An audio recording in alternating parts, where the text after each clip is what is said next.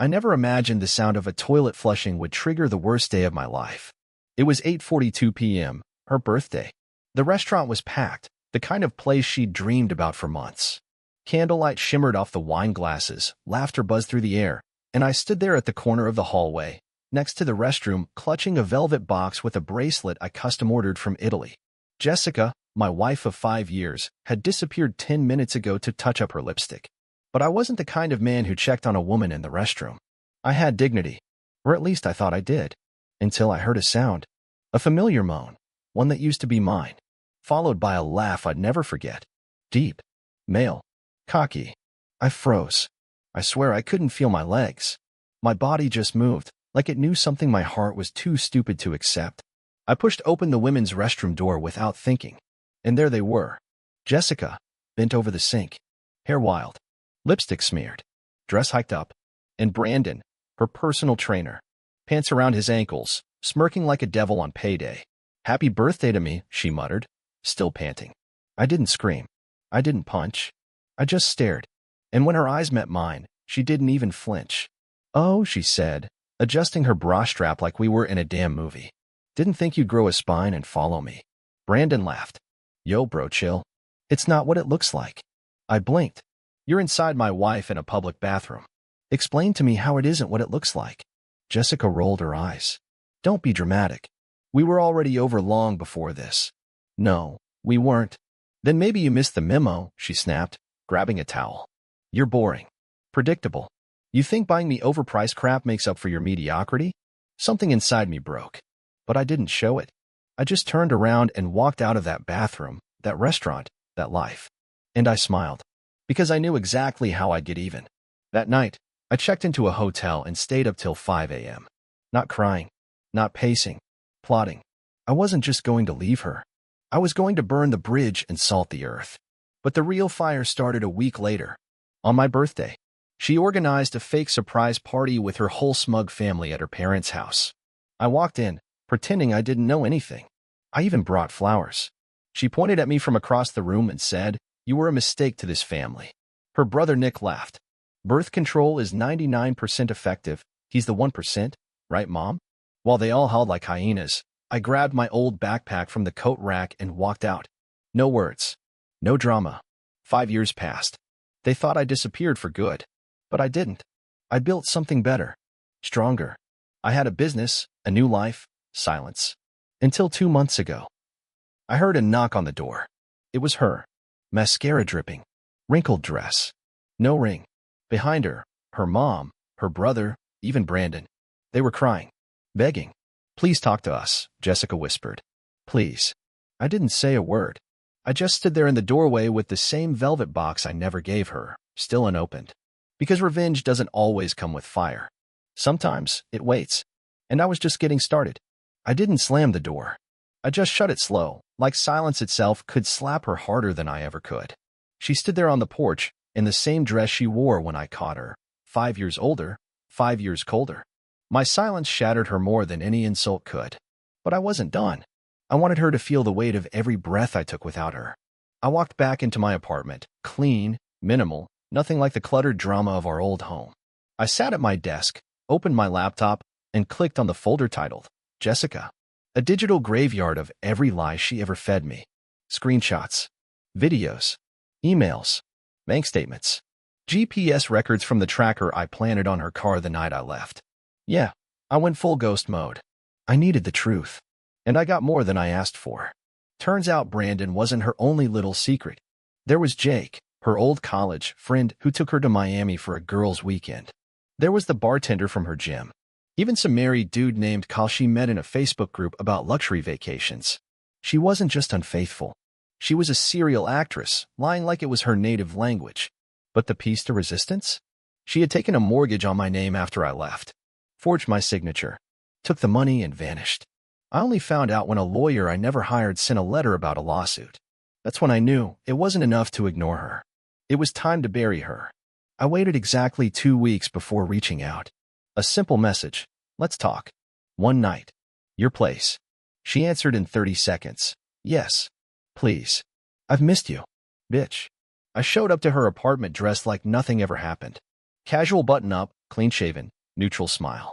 She opened the door in lingerie like she thought I came back for one last night of nostalgia. I walked right past her, sat on the couch, dropped the file.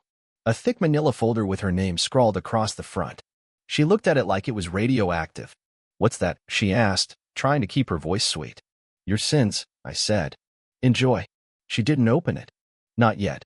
She tried the usual act, lip tremble, slow blink, the "I've changed" monologue. "I was lost, Caleb," she said. "I didn't know what I wanted. You were always distant." I was distant? I almost laughed. "You were getting bent over a sink while I was planning your birthday dinner." She dropped the act. Like a switch flipped. "Fine," she snapped. "You were weak. I needed more. You couldn't satisfy me emotionally or physically." Brandon listened to me. Kyle made me feel alive. "You were a paycheck with a limp." There it was. The real her. I stood up. "That file," I said, pointing. "It's not just for you. Copies go to your parents, your job, the police, because that mortgage was fraud. I came here to give you a chance. You just confirmed you don't deserve one." "Wait, Caleb. No. Please. Don't ruin me." She panicked, scrambling to grab my arm. I pulled away. "You ruined you. I just kept receipts." As I walked out, I heard her crying. Loud. Ugly. Desperate. But I didn't feel pity. I felt freedom. I took the elevator down, stepped into the night, and smiled. Not because I hurt her, but because she no longer had the power to hurt me. And that was better than revenge. I didn't sleep that night. Not because I was upset. No. That part of me had died a long time ago, somewhere between hearing Brandon grunt and Jessica gasp harder. I stayed awake because something inside me buzzed like electricity. I wanted her to suffer. Not with yelling or violence. That would have made her the victim. No. I wanted something far worse, exposure. She always loved attention. Lived for it. So I decided to give her what she wanted. I picked her birthday. It was poetic. Last time I walked in on her was her birthday. This time, she'd walk in on me. I called up some old friends. Not mine. Hers. People who used to laugh behind my back, calling me the soft one, the quiet husband. But I had something they couldn't resist: scandal. "Jessica's throwing a birthday bash at the Phoenix Lounge," I told one of them. "Want an early invite? I've got something wild to show you." Within 24 hours, word spread like wildfire. Half the town was buzzing about Jessica's mysterious surprise birthday night, hosted by her ex-husband who forgave her. I knew she wouldn't be able to resist showing up. I booked the venue, decorated it in her favorite colors, hired a DJ, even ordered a cake shaped like a broken heart. But the centerpiece? A massive screen on the wall, and a thumb drive. The night arrived. I wore a sleek black suit, no tie, confidence sharp as glass. People came. Faces I hadn't seen in years, some of them smirking, some whispering, some confused. The atmosphere was thick with curiosity. Then she walked in. Jessica. Hair perfect. That snake smile on her face. She wore a red dress that clung to her body like secrets. She walked up to me and whispered, "Didn't think you had it in you." "Oh, I have a lot in me," I said, offering her a glass of champagne. "Tonight, I'm just sharing." She looked around at the crowd, soaking it in. "So what's the surprise?" I clinked my glass, stepped up to the microphone, and smiled at the room. "Thank you all for coming. Tonight's about truth. About celebrating someone who has inspired many moments of clarity." Jessica's face twitched. I nodded to the DJ. The screen flickered to life. First, a short video of Jessica, giggling in bed, her phone recording her as she says, "Caleb's such a bore." But Brandon? God, he knows how to use his mouth. Laughter from the crowd. Gasps. Her brother looked like he saw a ghost. Her cousin turned red.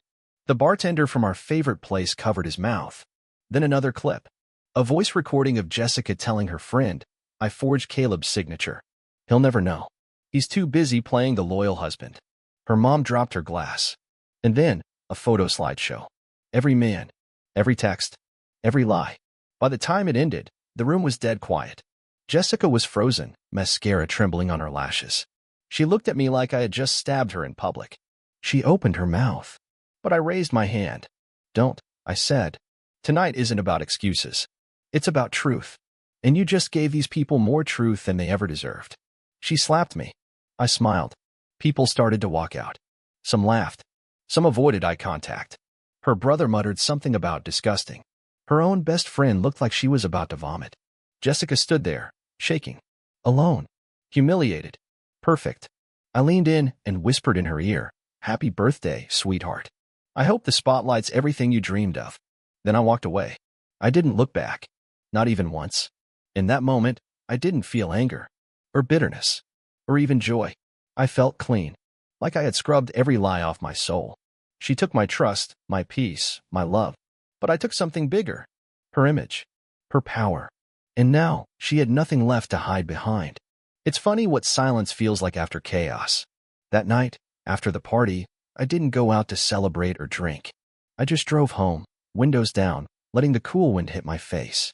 The streets were empty. The world didn't know a war had just ended. And I won. I unlocked the door to my apartment, kicked off my shoes, and sat in the dark. No lights, no music. Just me and the echo of Jessica's gasp as the final video clip ended. The look on her face, priceless. Not because of the exposure, no, that wasn't what destroyed her. It was control. She lost it. And that woman was addicted to being in charge, addicted to being adored. Now she had neither. I lay in bed that night thinking about how far I'd come. Not financially, not physically, mentally. 5 years ago, I would have begged her to love me again. I would have asked what I did wrong. I would have cried myself to sleep wondering what I could fix. Now, I just pitied her. Because people like Jessica, they never win. Not really. They burn everything around them and call it power. But when the fire's out, they're left in the ashes, alone, cold, irrelevant. The next morning, my phone exploded. Texts, missed calls, emails, even voicemails from numbers I didn't recognize. Jessica's brother texted me. "Bro, I'm sorry. Didn't know it was that bad." Her mother, of all people, left me a voicemail. "Caleb, I had no idea she forged your name? We need to talk." Even Brandon, the gym rat, tried calling me, probably worried I'd leak more. I didn't answer. Let them stew. But then came the one message I did expect.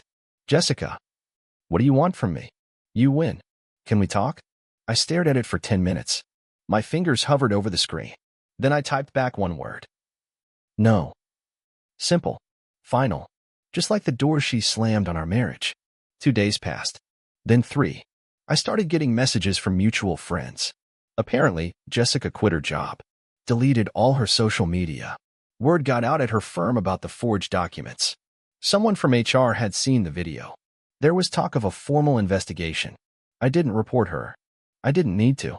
I just let the truth breathe. And the truth suffocated her. But the most unexpected part? She came to my door again. It was a rainy Tuesday night. I was watching a documentary with my dog, Ranger. The knock was soft, almost timid. I opened it, and there she was, drenched in rain, no makeup, hoodie clinging to her face. "Please," she said, barely above a whisper. I didn't invite her in. "I lost everything," she continued. "My job, my friends, my reputation. You proved your point." I leaned on the doorframe. "No," I said. "I didn't prove a point. I proved a pattern. You always hurt the people who love you. And the only reason you're here now is because no one else does." Her eyes welled up.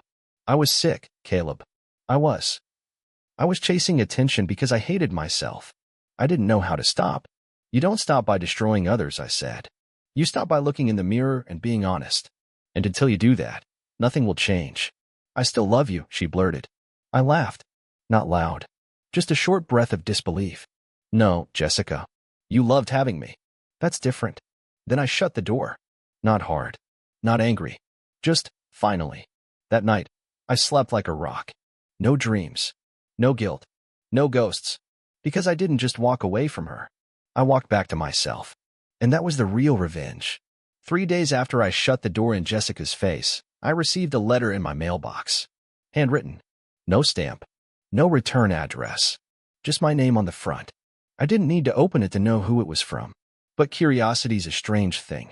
Even when you swear you're done, even when your heart is finally whole again, that little flicker of "what now?" still burns. So I opened it. It was written in blue ink, her handwriting unmistakable, clean, neat, like the lies she used to tell with a smile. "Caleb, I know you won't read this. I know you probably tossed it before even opening it. But just in case, I wanted to say sorry. Not the sorry because I got caught kind. The real one. The one I should have said years ago. You were a good man. Too good for me. And I was selfish. I took your loyalty and smothered it. I wanted everything: attention, thrill, admiration. I didn't know how to love something stable, something real. I destroyed us. And I know you don't owe me anything. But if you can find it in your heart to forgive me, not for me, but for you, I hope you do. I'm leaving town. I need to figure out who I am without lies, without masks. I hope one day you can look back and remember the few good moments we had. Happy belated birthday, Jessica. I read it twice. Then I set it on fire in my kitchen sink. It didn't make me angry. It didn't make me emotional. It just felt like the last page of a book I never wanted to finish. The ashes curled into black petals, floating down the drain, just like her memory. Later that night, I sat on my balcony, whiskey in hand, Ranger curled at my feet, city lights buzzing in the distance. And for the first time in years, I thought about the beginning, the good beginning, how she used to sneak little notes into my coat pocket, how she once danced barefoot in our living room to old records, laughing like a child, how she cried when I proposed. And I realized something. She wasn't always a villain. She became one. And maybe that's what hurt the most, not what she did, but who she chose to become. I got a call the next morning from someone unexpected: Ethan, my cousin.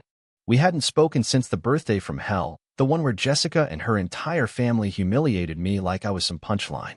Hey, man, he said, hesitant. Heard what happened with Jessica. Can we meet? I paused. Why now? Because I saw it all. The video. The party. And I realized we all owed you a hell of an apology. Part of me wanted to hang up. But another part, the stronger one, decided to listen. We met at a small diner on 9th Street, the kind of place that smells like pancakes and regret. Ethan looked older, heavier, like life had slapped him around a few times since I last saw him. He didn't even order coffee. Man, he started, shaking his head, we were such jerks to you. You were, I said calmly. No excuses, he nodded. We believed Jessica because she was loud, convincing, and we never really gave you a chance to speak. I stirred my coffee. Do you want forgiveness? I asked. I want to earn it. That sat with me for a second. Then I nodded. Good, I said. Then don't just say you're sorry. Be better. That's how you start. The truth is, closure doesn't come all at once. It trickles in burnt letters, in quiet nights, in awkward apologies at greasy diners. But it comes. And when it does, you finally breathe again. You'd think after everything, after the exposure, the slaps of reality, the letters, the apologies, there'd be nothing left to uncover. That maybe the past would settle down and stay buried where it belonged. But pain doesn't just knock once. It circles back when you're calm, when you're rebuilding, when you're finally sleeping without clenching your jaw. 2 weeks after I met Ethan at the diner, I got another surprise. A knock on the door. This time, it wasn't Jessica. It was a process server. A man in a black jacket, maybe 35, with dead eyes and a clipboard. Caleb Morris? Yes. He handed me an envelope. You've been served. Then he walked off like he'd just delivered pizza. I stood there, fingers already itching. Opened it slowly. Read the first line twice. Notice of civil lawsuit, identity theft, and fraudulent mortgage application. And just like that, my breath caught in my throat. Jessica was suing me. Let me rewind. 5 years ago, she forged my signature for a second mortgage. Took out almost 70 grand under my name. I didn't report it right away because, well, I was numb. Then, I collected proof. Saved everything. But I never actually filed charges. Now, she was trying to flip it. She claimed I had applied for the loan without her consent, that I had ruined her credit, that I left her in financial ruin and then publicly humiliated her with doctored evidence. My hands were shaking, not from fear, rage. This wasn't just petty revenge. This was tactical. Someone told her what to say. A lawyer, maybe that dirtbag Brandon. I sat down, opened my laptop, pulled up the old folder labeled Jessica. Every screenshot, every timestamp. Her voice and recordings admitting she signed it. Photos of her filling out the documents in our kitchen. She must have forgotten I had cameras back then. I called my lawyer, Mason. Calm, older guy. Talks like he's already lived 9 lives and nothing can surprise him anymore. This isn't just defense, Caleb, he said after reading through everything. This is a gift. A gift. We countersue. For damages. For defamation. For emotional distress. You've got enough evidence here to bury her and the lawyer dumb enough to take her case. He paused, then added, but it's your call. Do you want to end this or finish it? I looked at my screen.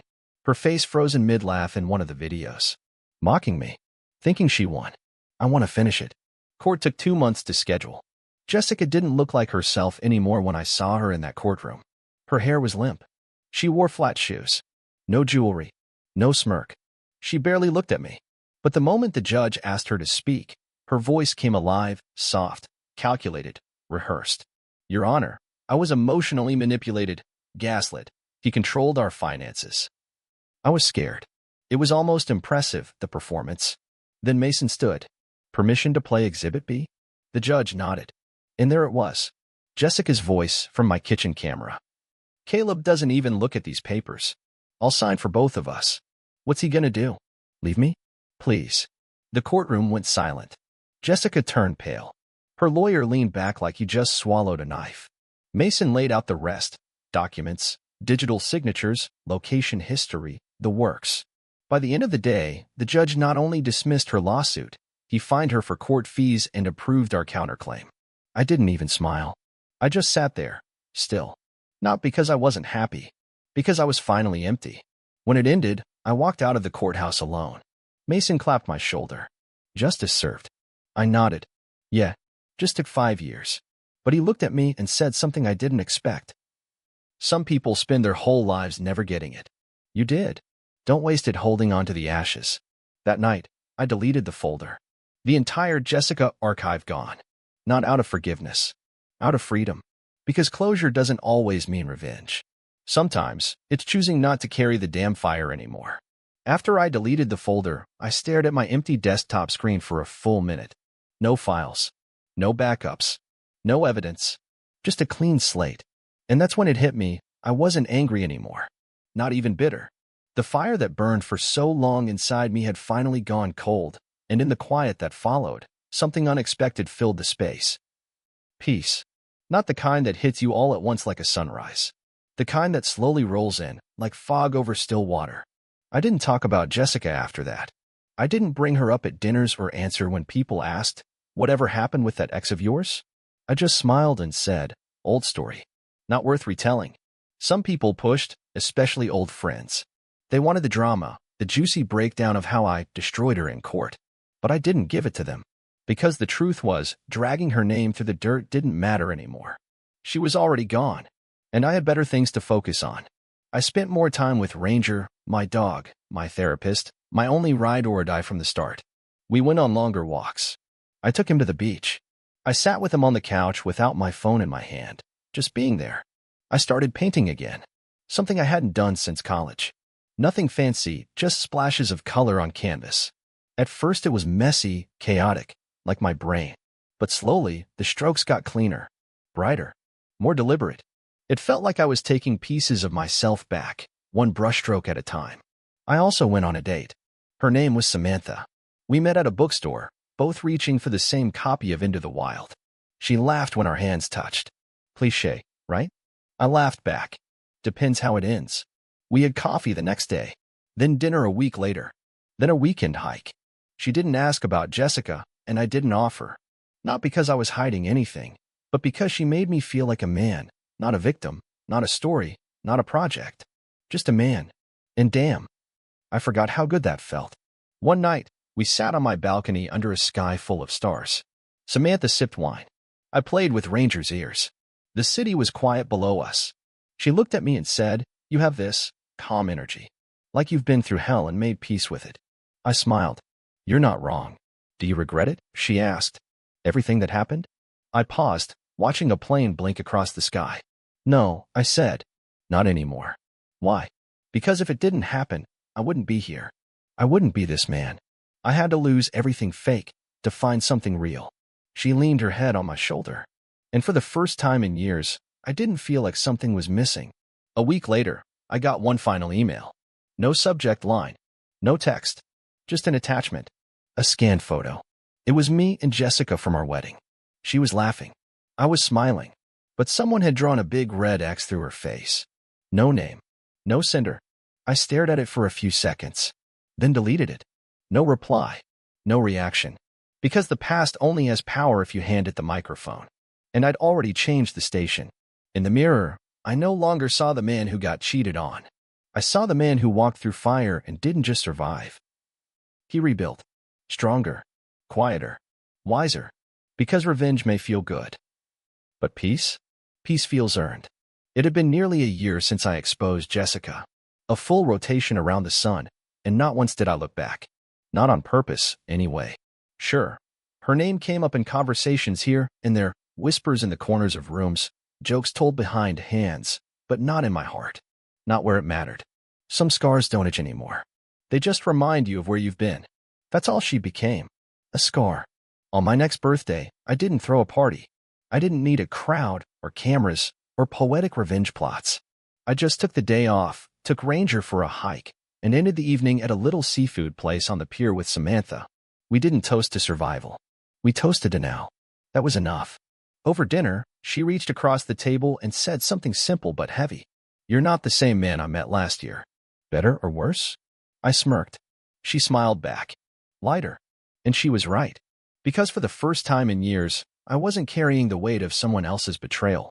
I wasn't haunted by lies or fueled by revenge. I was just here. Alive. Whole. Present. After dinner, we took a walk down the pier. The ocean breeze tangled through her hair, and the moon turned the water silver. There were no paparazzi moments, no dramatic scenes. Just two people moving forward.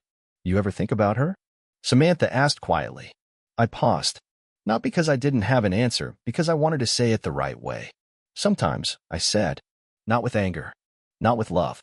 Just observation. "Do you think she ever changed?" I looked out at the waves. I think people like her don't change until life forces them to. And even then, it's not change, it's adaptation.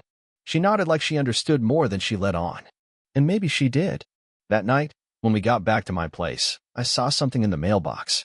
No return address. Again. But this time, it wasn't a letter. It was a small box.